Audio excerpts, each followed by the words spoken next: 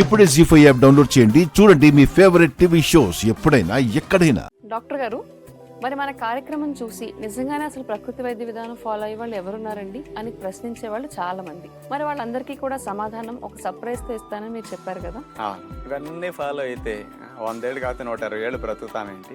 ఈ రోజుల్లో 60-50 దాటమే కష్టంగా అయిపోయింది. అన్నాడు బ్రతికేం సాధిస్తాం అని అంటుంటారు. అవును, మంచి అలవాట్లు, ఆహార నియమాలు ఉంటే అసలు మన ఆయుష్ ఎంత గొప్పగా ఉంటుంది, జీవించినంతకాలం అవయవాలన్నీ ఎంత చక్కగా సహకరిస్తాయి అనే విషయంలో ప్రాక్టికల్ ఎగ్జాంపుల్ గా పద్మశ్రీ స్వామి శివానంద గారు ఒక రోల్ మోడల్ గా ఈ రోజుల్లో మన ఇండియాలో ఉన్నారు.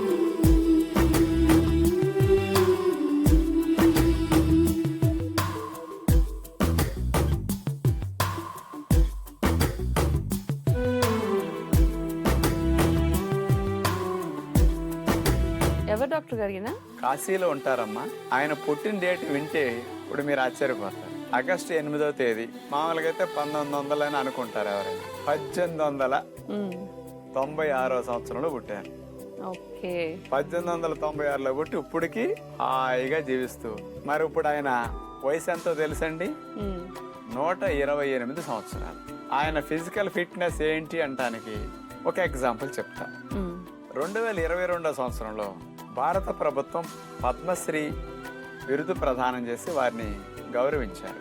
ఆ పద్మశ్రీ పుచ్చుకోవడానికి వెళ్ళినప్పుడు టక్క నడుచుకొచ్చి కార్నర్లో ప్రైమ్ మినిస్టర్ గారు ఉంటే మీరు వెళ్ళి టక్కని కాలు మీద కాలేసి మోకాళ్ళు 2 ఆనిచ్చి తల నేలకాయనిచ్చి నమస్కారం పెట్టారు. సరే, ఈ రోజుల్లో మన వాళ్ళను కూడా ఏదైనా స్వాముల దగ్గర, దేవుడి దగ్గర అలా పడుకుని దండం పెట్టమంటే ఎంత మందికి సాధ్యం అవుతుంది చెప్పండి? కింద కూర్చొని ఆసనాలేసి పబ్లిక్ కూడా ఇంకా డెమాన్స్ట్రేషన్ చేసి చూపిస్తున్నారంటే, ఇప్పటికి సర్వాంగాసనాలు ఇలాంటివన్నీ ఆయన చేస్తున్నారంటే ఈ శరీర అవయవాలకి ఎంత పట్టు ఉంది, ఎంత సామర్థ్యం ఉంది ఆలోచించండి. 150 ఏళ్ళు మన ఆయుష్ అని నేను చెప్పేది ఇప్పుడు కనపడుతున్నది ఎగ్జాంపుల్. అవును, అంటే ఆరోగ్య నియమాలు లేదంటే జీవితానికి కొంచెం నియమాలు పెట్టుకుంటే గనక 150 ఏళ్ళ వరకు బతకొచ్చు అని అంటున్నారు. ఋషులు బ్రతికారు కదమ్మా. ప్రపంచంలో ఋషి అనేవాడు ఇంకో దేశంలో ఉన్నాడా?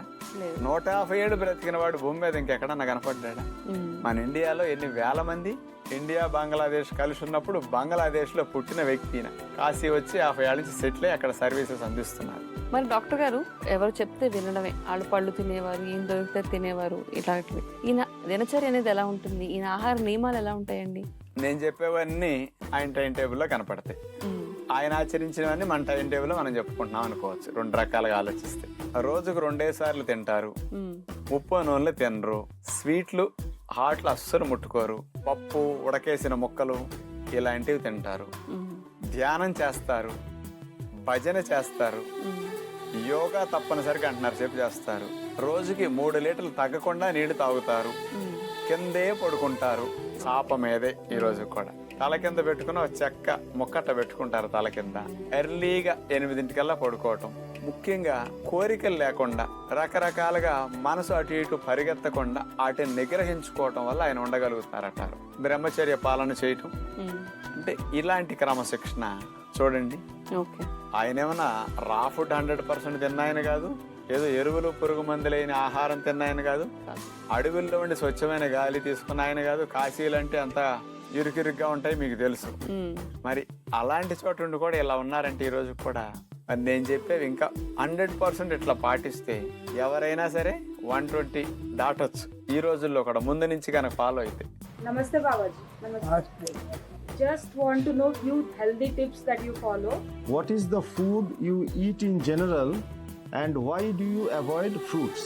I love the poor people. They have no money to purchase food and milk. How can I take?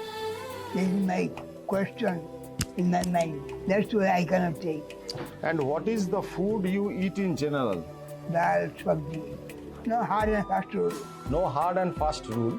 And how many meals do you have a day? Only 2 meals. And what are the timing? There is no exact time.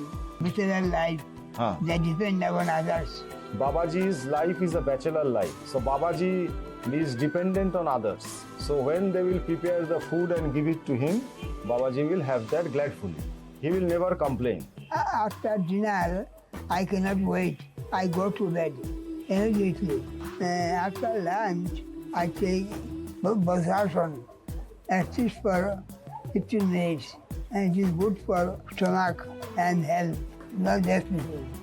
From being a beggar's son to 128 years old, what do you think has helped you live a healthy life? I serve the people with my heart and soul, and their blessing is the root cause of my longest life.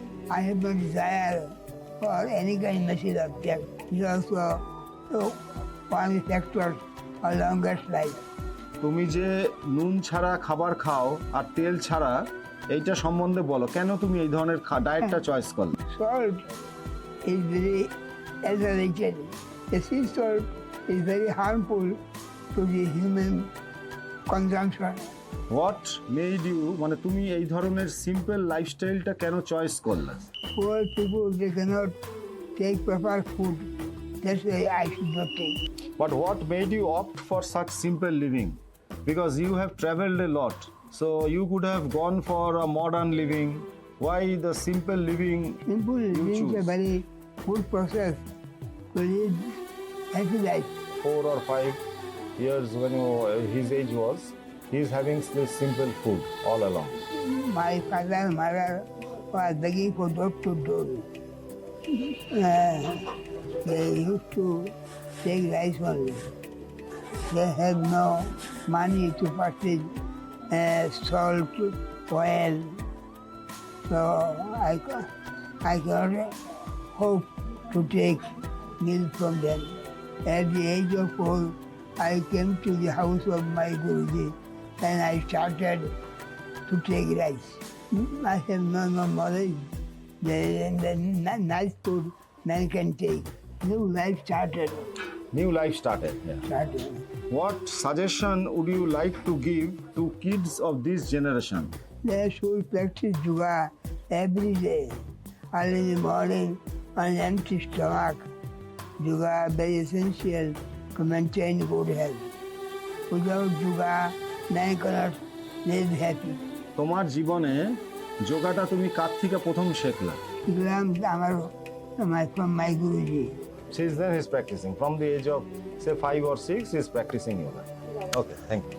Sciatic operation చేయించుకున్నాను. Operation జరిగిన తర్వాత 2 కాళ్ళు కదలికలు రాలేదు. మళ్ళీ చేస్తే కదలికలు వచ్చాయి. కదలికలు వచ్చిన తర్వాత యూరిన్ రాలేదు. అప్పుడు డాక్టర్ గారు మళ్ళీ ఏమన్నారంటే మీకు L4, L5 అవి నొక్కుతుంది, అందుకే మీకు యూరిన్ రాలేదు, సర్జరీ పడుతుంది, నట్టు బోల్ట్ వేయాలా అని అన్నారు. సరే అలాగంటే మళ్ళీ సెకండ్ సర్జరీ మళ్ళీ చేశారు, యూరిన్ వచ్చింది. ఆ తర్వాత కాళ్ళు కదిలివి కాదు, బెడ్ మీదే అలా ఉన్నాను. జూన్ 1న ఆరోగ్యానికి నేను వచ్చాను మేడం. వచ్చిన తర్వాత నేను ఈ బెల్ట్ సహాయంతో, ఈ స్టిక్ సహాయంతోనే వచ్చాను. ఫాస్టింగ్ చేశాను మేడం, 5 రోజులు ఫాస్టింగ్ చేశాను. నిమ్మకాయ తేనె ఇచ్చారు, జ్యూస్ ఫాస్టింగ్ ఇచ్చారు. ఆ మరుసటి రోజు మళ్ళీ ఫ్రూట్స్ ఫాస్టింగ్ ఇచ్చారు. 5 రోజులు ఫాస్టింగ్ చేసినందుకు 4 కేజీలు వెయిట్ తగ్గాను మేడం. 5 రోజుల నుంచి నాకు కాళ్ళు కదలికలు వచ్చాయి మేడం. ఆ తర్వాత మసాజులు అవి బాగా చేశారు మేడం. నాకు మోషన్ ప్రాబ్లం కూడా ఉండేది, మోషన్ వచ్చేది కాదు. ఇక్కడ ఈనమ చేసిన తర్వాత మోషన్ వస్తుంది. తర్వాత యూరిన్ కూడాను అది డ్రైపర్లో అయిపోతుంది యూరిన్, చిన్నపిల్లలకి అయిపోయి అయిపోయాయి. ఇక్కడికి వచ్చిన తర్వాత ఆ ప్రాబ్లం మరి లేదు, హ్యాపీగా ఉన్నాను. జీ5 యాప్ డౌన్లోడ్ చేసి అన్ని ఎపిసోడ్స్ పూర్తి ఉచితంగా చూడండి.